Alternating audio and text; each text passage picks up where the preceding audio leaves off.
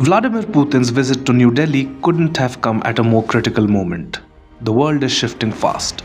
Wars, sanctions, power blocks, and a global economy trying to redefine itself. And in the middle of all this, India is emerging as a central player, a nation that everyone wants on their side. That's what makes this visit more than symbolic. It's strategic, it's calculated, and it is loaded with meaning. For Russia, India is one of the few major powers that hasn't turned away since the Ukraine war. For India, Russia is still a key defense supplier, an energy partner, and a long-standing diplomatic ally. But maintaining that balance in 2025 isn't as simple as it once was, because India's global relationships have changed, and so has the stakes.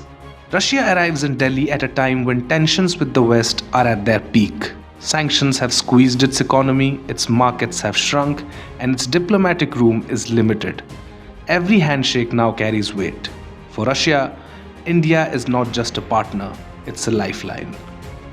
Why Putin's visit matters now? For India, the stakes are different but equally high. New Delhi has invested years building deep ties with the US, Europe, Japan, and other Western partners.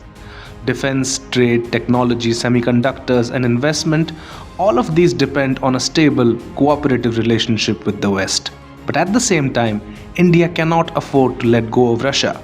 Nearly 60 to 70% of India's legacy defense equipment is still Russian-made.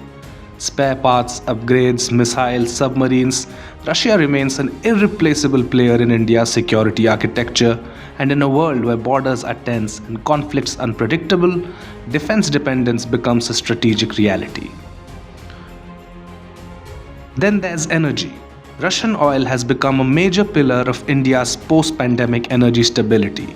Discounted barrels helped India manage inflation, keep fuel prices steady, and reduce global shockwaves. Strengthening that relationship helps India buffer itself from future crises. But this visit is about more than deals. It's about messaging to the world and to each other. India's big balancing act. India wants to send a clear signal. It will not be pressured into choosing sides, not by the West, not by Russia, and not by global narratives that tries to define allies and enemies in black and white. This visit is India telling the world, we will decide our partnerships, our priorities, and our diplomacy based on our national interest, not someone else's expectations.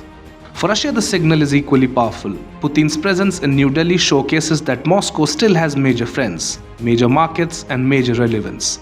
It's a counter-narrative to the Western story of isolation. But beneath all the optics, the real decisions will be made behind closed doors. Defense cooperation, S-400 systems and future upgrades, energy ties, national currency trade, long-term security coordination, all of these are on the agenda. The world is watching because what comes out of this room could shift regional balances, challenge global expectations, and redraw equations for years ahead.